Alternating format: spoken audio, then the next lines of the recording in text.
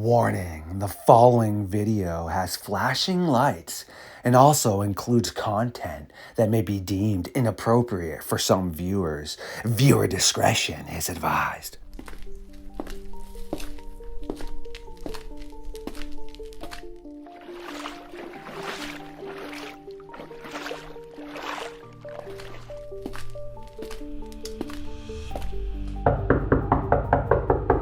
The Wendigo Guy, Ryan Tremblay, has once again decided to sit down with us around the late night fire and burn some timber on another episode of Midnight Lycanthropy here on LordeStarfox Radio.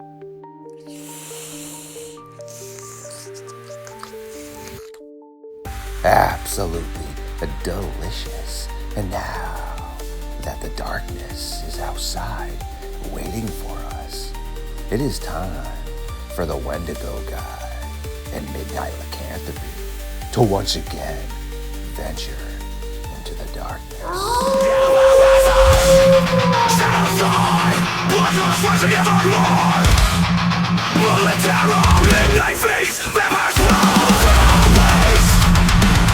Stood up. I said, oh my god, it's a werewolf, and everybody in the car freaked out.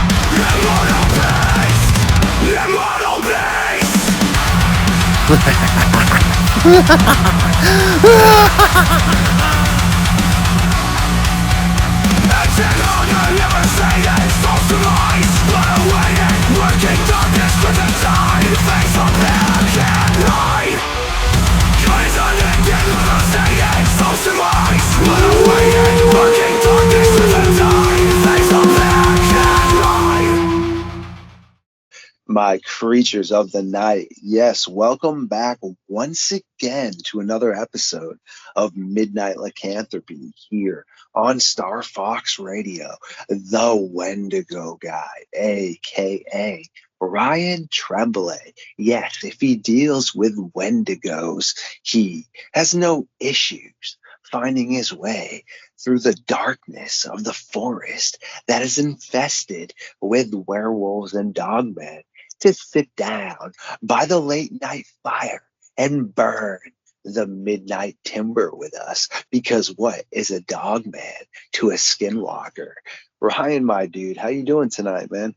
I'm doing really well, brother. How are you? Excellent to hear and good. Been really busy, and long story short is I would like to make my own silent black and white film like the 1922 Nosferatu, except about a werewolf. So I was out with one of my little sidekicks in the forest and was just finding some cool locations and just getting some pretty cool film stuff I can work with. And yeah, I'd like to do that. That's about it, man. That's awesome. So you're going to do a little scouting thing, huh? To find the ideal locales and all that good stuff.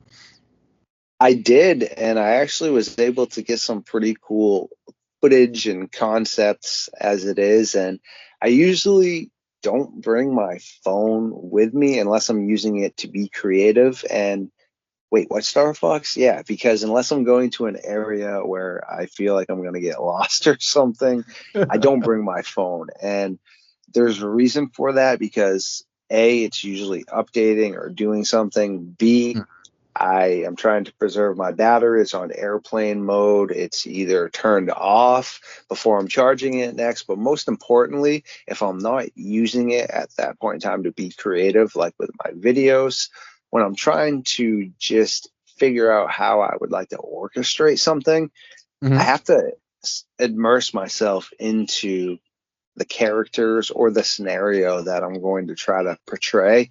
So whether it's what I'm working on, like you just said, or anything. You're doing the method acting routine, huh?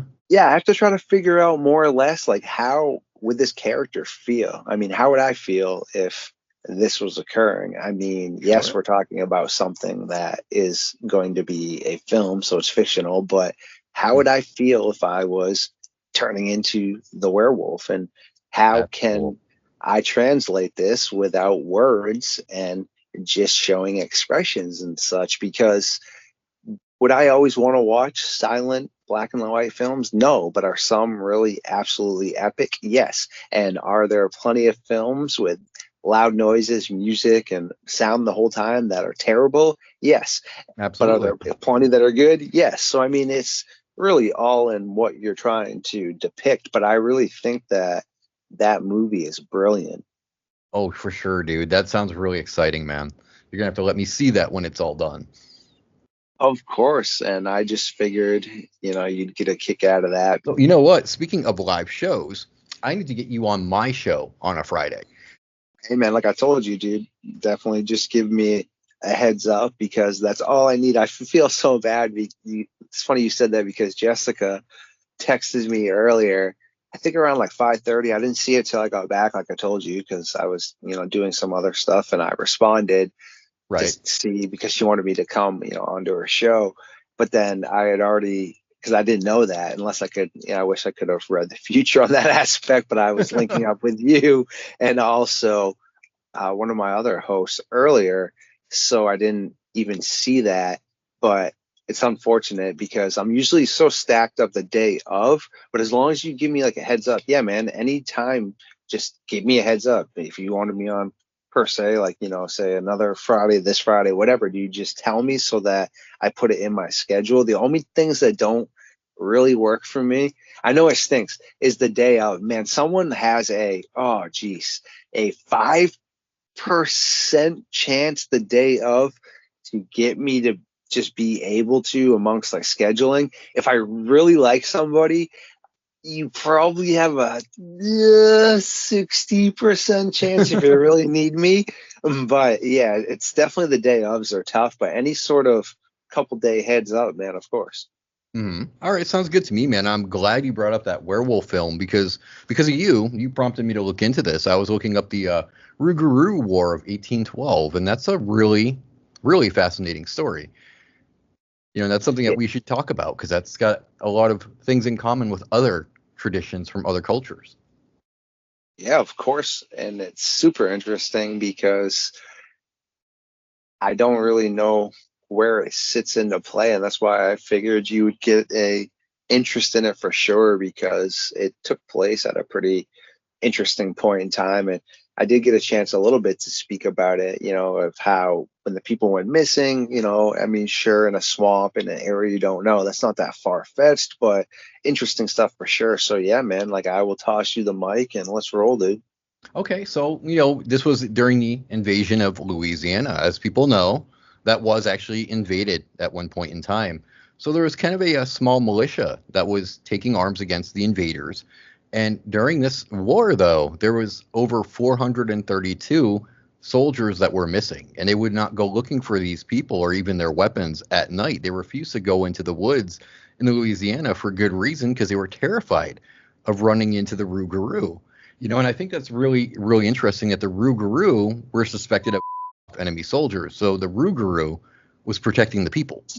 Interesting right there. That's definitely something that is bizarre because I understand the odds of being able to find everything are slim if you're only going in during the day to try and find the missing people or trying to recover ammo boxes, I guess, is what was occurring because I didn't get fully a massive enough of a chance to dive into this, but I did have one of my other hosts a few weeks back mention it to me, which is on, ironically enough, Brian Barber, actually, who he had mentioned. Godzilla brother.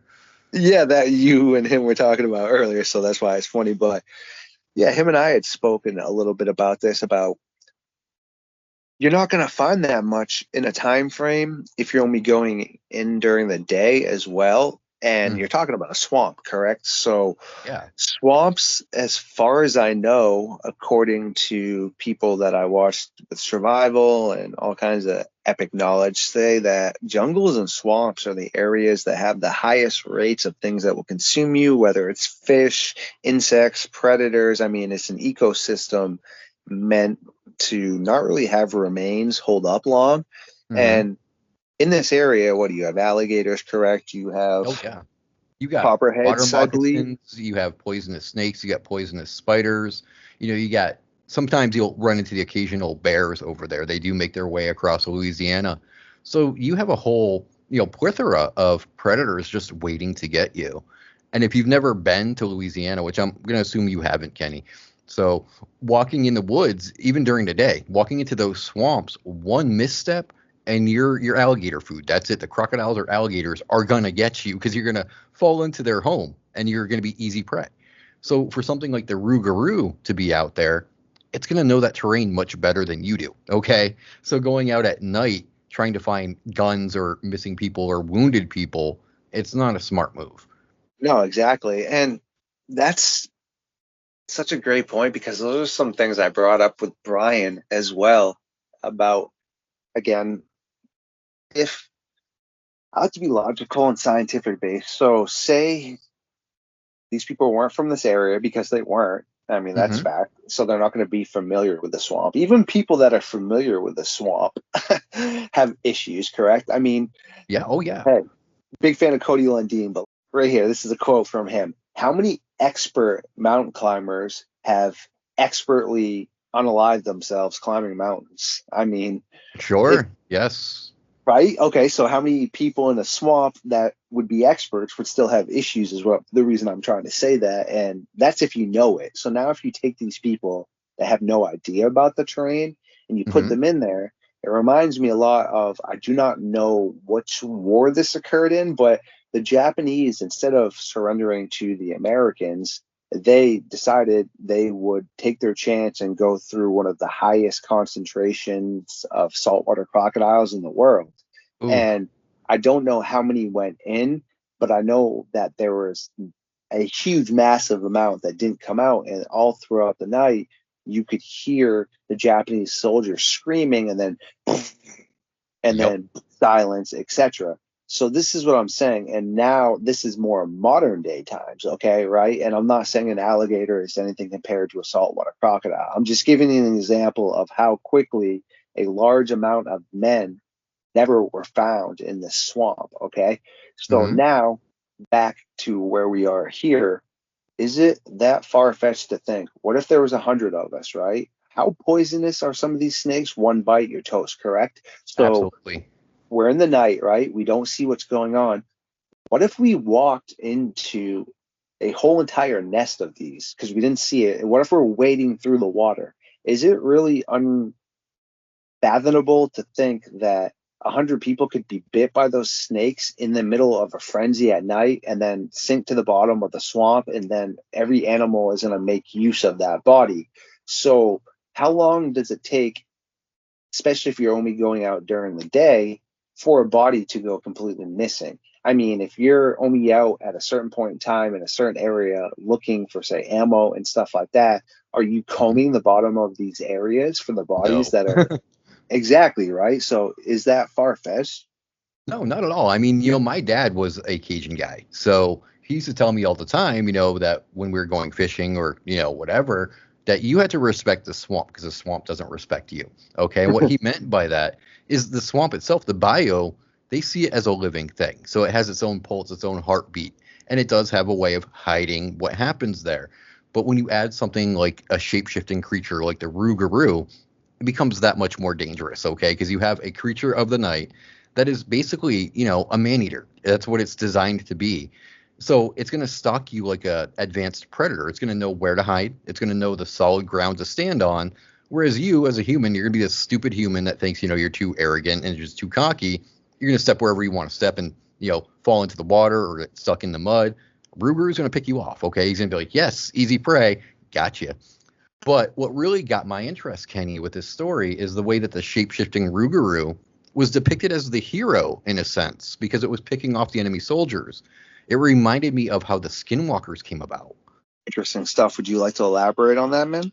Sure. So during the Trail of Tears, and for the listeners that don't know what the Trail of Tears is, this is when all these tribes were uprooted from their homes and they were forced to march just hundreds and hundreds and hundreds of miles, through rain, through snow. They were starving, they were freezing. And through these hard times, this is when the Navajo medicine men, who were once good, started using their shape-shifting abilities for things that weren't so positive anymore. They were turning into owls and to coyotes to go spy on the enemy soldiers, to learn their tactics, and they would attack them at certain points.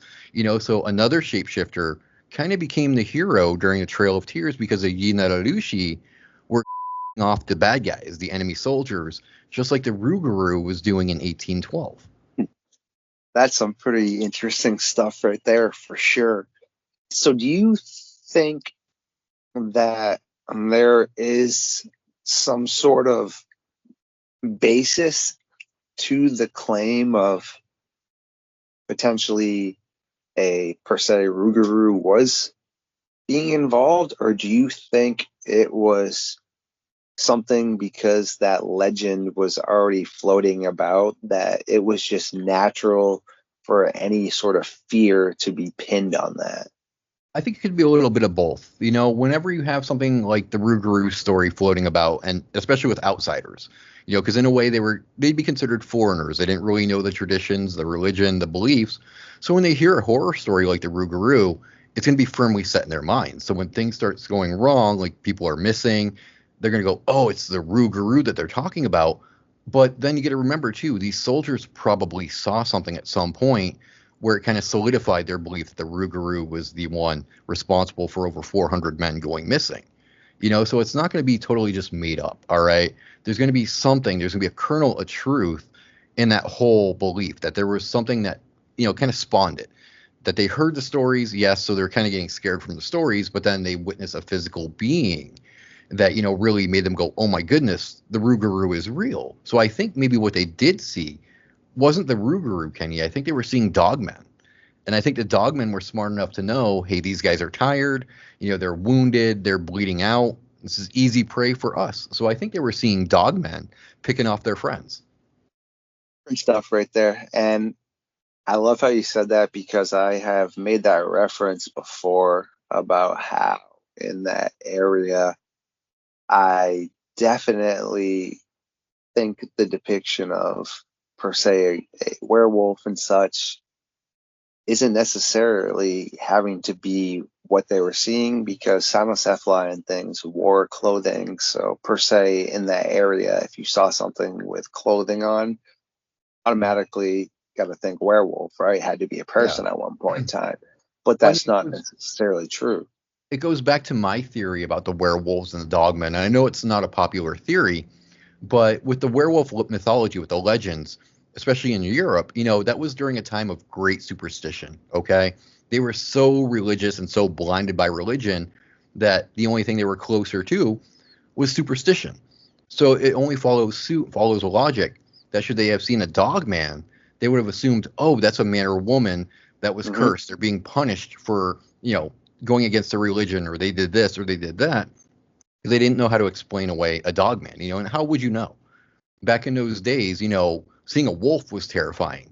Imagine seeing a wolf walking upright like a human. Your mind's automatically going to go, oh, that was a man or a woman that was cursed or they're being punished. So it's a werewolf. But I think they were seeing Dogmen and just did not know how to rationalize what they were seeing. Excellently stated right there. And I mean, very logical. And it's also like this statement I made. And while you're here, it's interesting to get your take on this. When people are like, I also have said this, that people can wear animal skins and it doesn't mean you have to be a skinwalker. It's all how you do it. Okay. I mean, Inuit culture still wear the skins of animals our ancestors did to stay warm.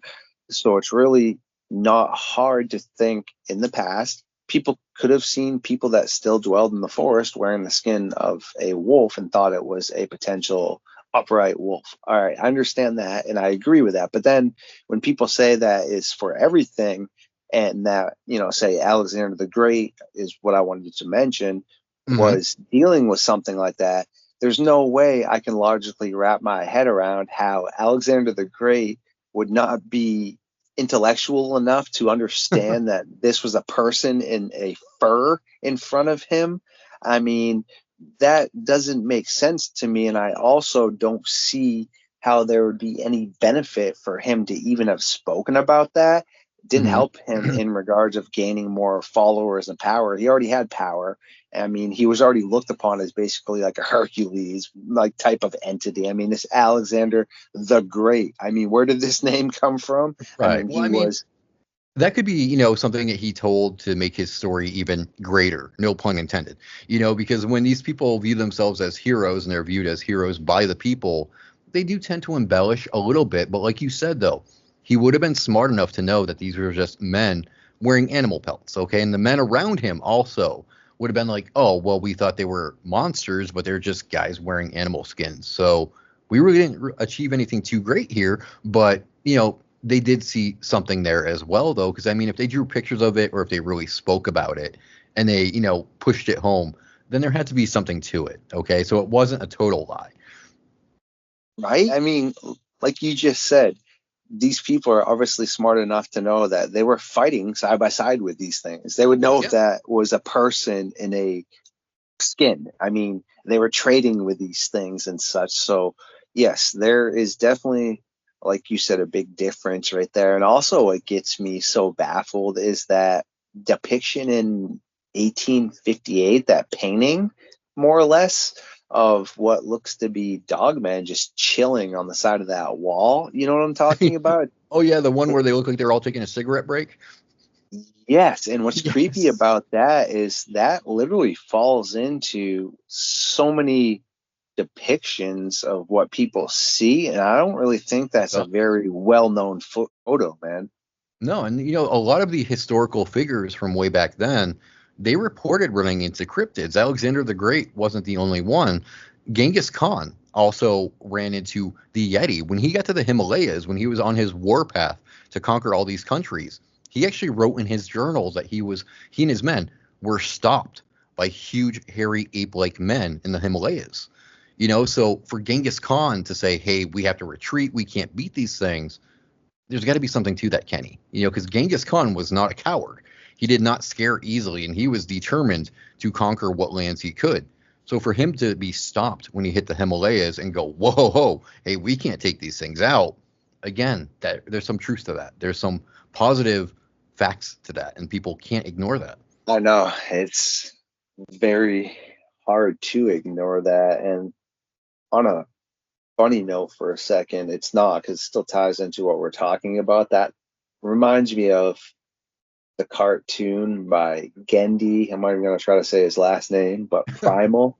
And in that, like with Spear, just like you were saying about how, I mean, these people obviously know what they were be seeing, but would also know when to like stand their ground or not. But the reason I made that reference is I would love to see back in Neanderthal times some newer discoveries that depicted maybe if they saw anything back at that point in time as to what we see now. Because I mean, they do have art of their hands and things, and recently they figured out that they had aesthetics on like their weapons and clothing and such, and they had basically a sense of style or swag, I would like to say. So Neanderthal swag, right? But it would be really cool to see if they have any art like that. But I mean, obviously I'm assuming that wasn't a top of a priority for them to be doing that. But with the other pictographs that we found from like the Navajo and also like the Aztecs and such that show these depictions of what look like skinwalkers, it would be super interesting to see if there's any really ancient cultures. Because I'm not going to use the word primitive, because I don't think Neanderthals were primitive. I think that is a total misconception. I think they were very well adapted to what they had to use, man, and what was presented to them. I mean, if they have handprints in these caves, which they do, that are made out of some sort of like powder or berry juice, it's not blood, but they're handprints. That's like you and I back then saying, hey, we exist, man. That's an understanding to do that. I mean, if something's just a dumb bang on your chest like caveman, there would be no art and aesthetics, man. Yeah, no, they were keeping a record of their lifetime. That's why the paintings were on the caves, and that's why we find pottery and things like that.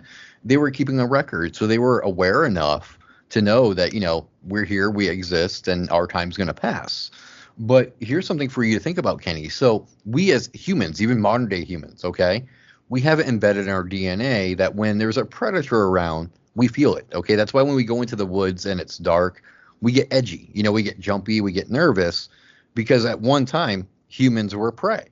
So back in Neanderthal times, maybe, just maybe, we developed that because they were being stalked by things like Dogman or Bigfoot. And that's why current day humans have it in their genes to know when we're being stalked, when we're being hunted. It has to come from somewhere. No, that's totally great stuff, my friend. I mean, how could it not be potentially coming from somewhere, like you said? And back to the whole Rougarou War, like you were saying, I just think if we could find some more, do we call it paleo art, I guess, showing some sort of shape shifting or something, that would just be such an extra good nail in the coffin. But do you think there is some sort of truth to this whole Rougarou War, I guess, or the War of the Rougarou, like we were speaking about? Or do you think it's been embellished like a lot of other things? Because not even on purpose. I mean, word of mouth just happens. You know how it is. Like when we're kids, we play the whole "this fish is this big," and the next thing you know, somebody caught a great white shark when it was really just like a large trout or something. I think there's some truth to it. I do. I don't know if it was really the large number of over 400 men that vanished. I think that, maybe the number was lower. Maybe we're only looking at like 5 or 10. Could be something really small like that. But I do think that these invaders, for the lack of a better word, were running into something in the swamps of Louisiana, something that scared them, something that they didn't know what it was. They didn't know how to handle it. They didn't know how to deal with it. So I think they saw something, but I think as with all stories, it took on a life all of its own, and the number increased, and the violence increased as well. But that doesn't mean that the original basis wasn't true, because as a Cajun boy, because I got Cajun blood too, I do believe in the Rougarou. I think there's something to it. Now, am I saying that I think a man turns into a werewolf and he's confused by 13 coins? Maybe, maybe not. I mean, it seems like you kind of become an idiot when you turn into a werewolf. You can't count past 12. I know, bro. That part gets me hardcore right there, man. I mean, I think it's the number 13, again, because a lot of religions attach 13 as a bad luck charm. It's a bad luck number. So I think they threw in 13 when it came to the Rougarou, because it's like, it's an evil entity, and a number 13 is evil. So we're going to blend them together and create a big old story to scare the kids. But as far as drawings go, I do have a theory, though, Kenny, as to why we don't find drawings of the Rougarou or even the Skinwalkers, okay? Because in religions that believe in shapeshifters, especially evil shapeshifters, they don't like to pay them credit. And what that means is they don't like to acknowledge their existence, really, okay? So they're not going to glorify them with cave paintings or on pottery or on totems in the case of like the indigenous tribes. You're not going to see skinwalkers or even ravenwalkers or anything along those lines on something that's supposed to be sacred, because they don't want to pay them credit. They don't want to give them that positive attention and draw them to the people. I think with the Rougarou, we might be looking at the same thing. They don't want people to glorify it, to, kind of embellish it and make it like a heroic thing for all occasions. They want people to be careful. They want people to be afraid of it. So I think that's why we don't find paintings or drawings at all. Your stuff right there, man. And I just had to chuckle when you said apparently become an idiot, because seriously, yeah, you have this raging beast that all of a sudden something as simple as just putting down these coins. Uno, dos, think about the poor Rougarou, man. I mean, it's out at night, it's hungry, it's stalking a person, it's got its adrenaline going, its heart's just racing because it's excited, and then it comes across a doorstep that has 13 coins. That poor Rougarou must be like, oh, really, man? Come on. So then it's going to stop and count them, and once it hits 12, it's going to start all over again because it can't count past 12. I think it's like you said, it's very similar to like silver, man, meaning silver in general is always assumed to have negative ramifications on things that are considered nefarious or demonic, but it never came into play with werewolves and such. until more modern day times, and especially with Hollywood. Same thing with full moons, but prime example is the Beast of Jebedon was what that hunter said was a spotted hyena, and he happened to just have silver bullets when he shot it, okay? Yet that immediately then became, you have to dispose of it with silver bullets. And I've Silver, just I get it always... to an extent, though, because, like, the Druids believe that pure silver, because it's a pure metal, can cure Yes. disease. It can cure illnesses, which it has been proven that it absolutely does. Okay, so I'm wondering if maybe the Catholicism and Christianity kind of viewed werewolves as a disease, and that's why they adopted silver, because they believe if you shot one with silver, you were not just disposing of the beast, but you're curing the virus as well, thus stopping it from passing on. But I do also wonder if maybe it has ties to the Bible, where Judas betrayed Jesus for silver. So I think that's where the whole idea that silver was an evil thing kind of stemmed from, because that's what the disciple betrayed Jesus with. So it was considered bad right there. So I think they just kind of blended it all together with the Druidism and the Bible, and that's how silver became such a main staple when it came to werewolves.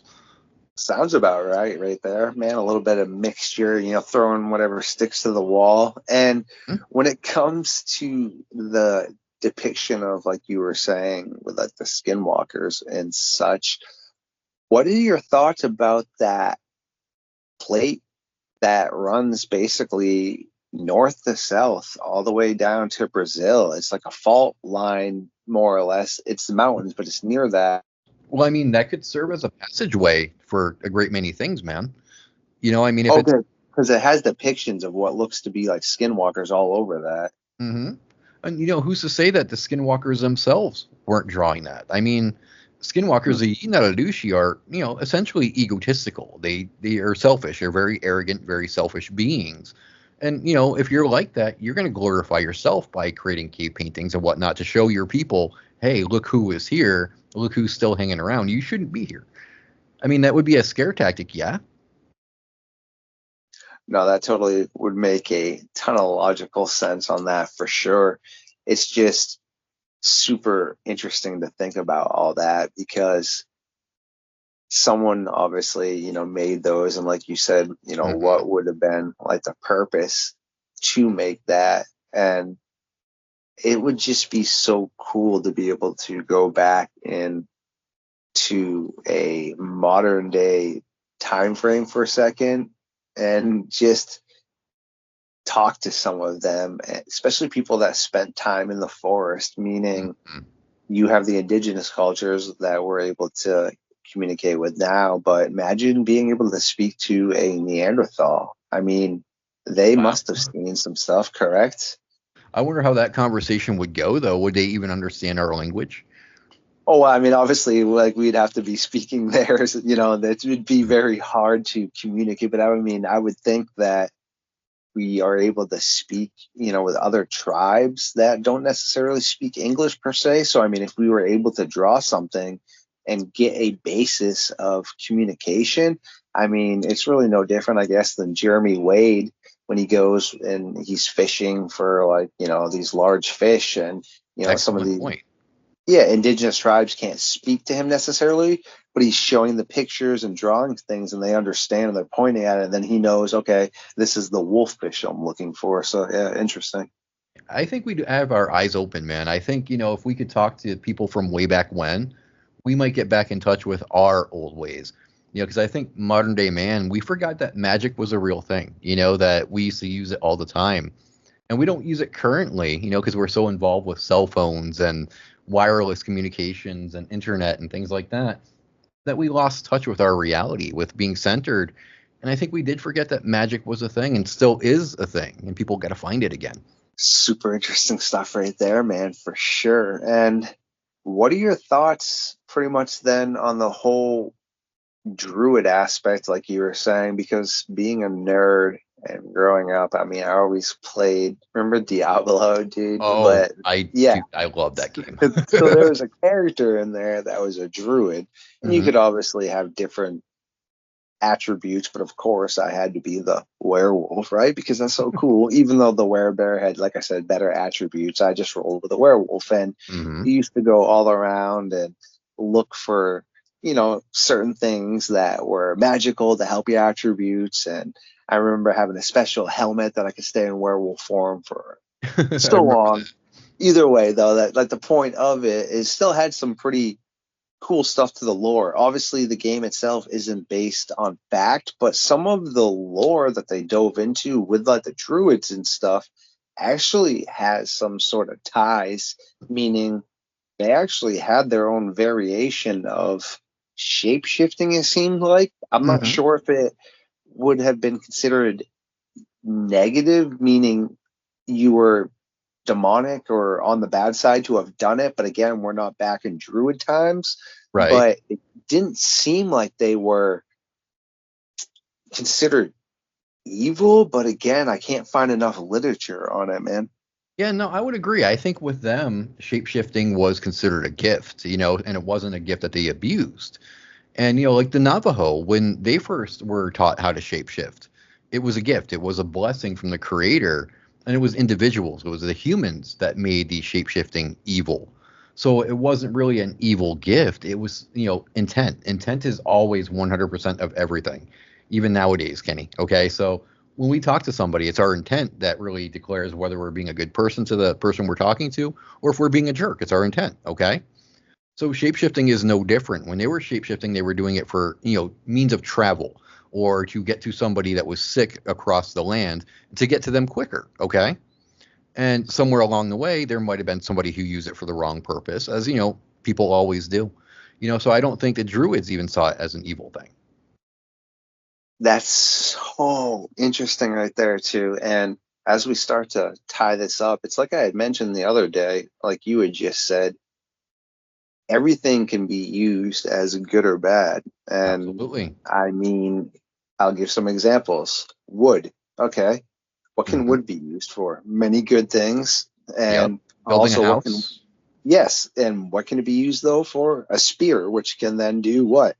Something to feed yourself for nefarious purposes. Okay. Exactly. What Exactly. does a hammer do? Again, build you shelter, all kinds of things. But what else can a hammer do? Do something very nefarious. I Yep. mean, it's again all in how something is perceived. Mathematical equations, they were harmless, like, E equals MC square. Okay. Albert Einstein. That was harmless, right? What did that get turned into? The atom bombs. So Yeah. it's intent. It's always intent. It's what men intend to do with this thing. It can be a very good thing, or if their intention is wrong, it can turn into a very, very bad thing.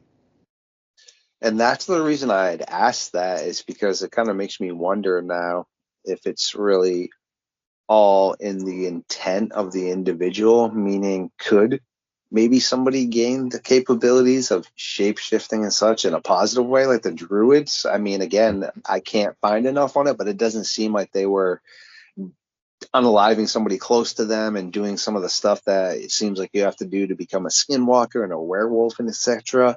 Right? And that would make it very interesting, because then you could potentially have, yeah, say a friendly dogman or bearman in actuality, if it really was something they were able to do. Because again, I cannot find anything supporting it was negative in their culture. I'm sure, again, like you were saying, based on the individual, someone could have used it for a bad purpose. You could have had a whole village of druids that were Yep. excellent, and then one bad egg, right? Is that what the Yep. term says? Yeah. So, but it That kind seems of like reminds me of the movie with Jack Nicholson, Wolf. Have you ever seen that one? I have not, man. That's old Okay, school, though. so in that movie, he gets bitten by a wolf. Okay, that's how he becomes a werewolf. And you think he's gonna become this evil, heinous, bloodthirsty monster, but he meets up with a doctor. Okay, and this shaman actually tells him that just because you're a werewolf doesn't mean you're evil. It's what's in your heart. So if you're a good man at heart, in turn, the werewolf that you become is also good. Now his friend, or his, sort of friend that betrays him, Jack bites him in that movie, okay? His friend's a shady, backstabbing person. He becomes the evil werewolf. So, because he had a bad heart, because he was evil in intent, the werewolf he became also became evil.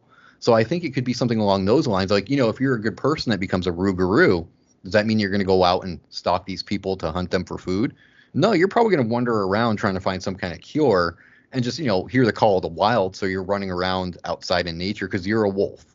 But if you're a bad person, a heinous, nasty person that becomes a Rougarou, then yeah, you're going to become like the werewolves you see on TV, and you're going to be hunting down people for food and be hurting people just because you can.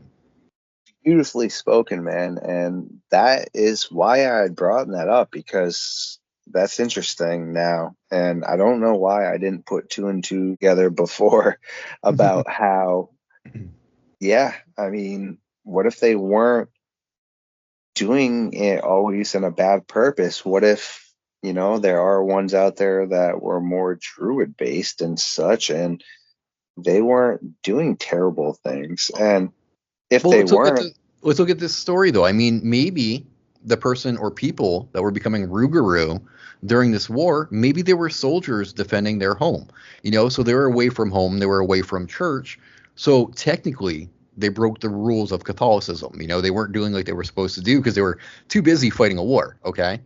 But here they turned into Rougarou anyway. They have powers now. Okay. They can stalk like a wolf. They can hunt like an animal. They can use stealth and tactics that are so cunning that a normal person can't figure them out. Maybe it was a good group of Rougarou that were picking off the enemy soldiers. Wow.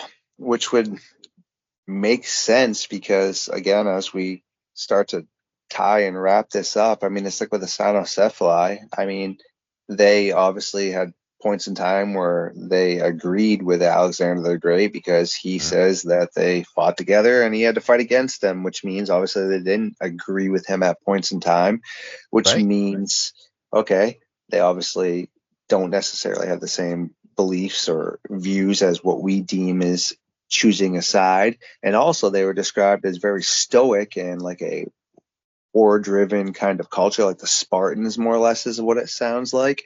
So like you said, yeah, I mean, there are probably different versions of them too, meaning maybe the ones that sided with Alexander the Great had a different view than the other ones, meaning the other ones were more aggressive and more responsible for negative acts. So it's interesting, man. Yeah, it's definitely a fascinating thought. I mean, will we ever have the answers to this?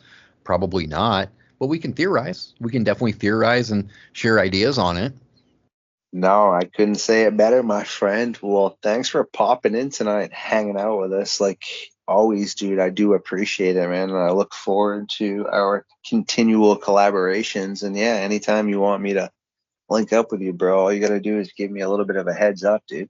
Okay, it's always my pleasure, man. I love coming on and chit-chatting with you, step away from my Wendigo duties for a bit and just chew the fat, no pun intended, but so, yeah, I'll definitely be. I'll schedule you to come on my show too, so we can chew it up on there too. Yeah, it's definitely my friend, and the Swift Runner reference, which, well, I think somebody's getting struck with lightning. I'm just kidding. Nobody. I'm glad you got the reference, though, brother. No, of course I did. That's messed up. Well, thanks again, man. I do appreciate you, bro.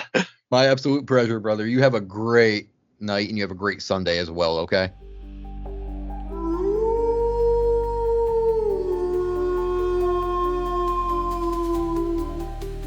Ooh, you legends, you. If you did make it this far tonight, I truly do adore every single one of you. Please like, comment, subscribe, and share. Feed the algorithm. And I will see you very soon.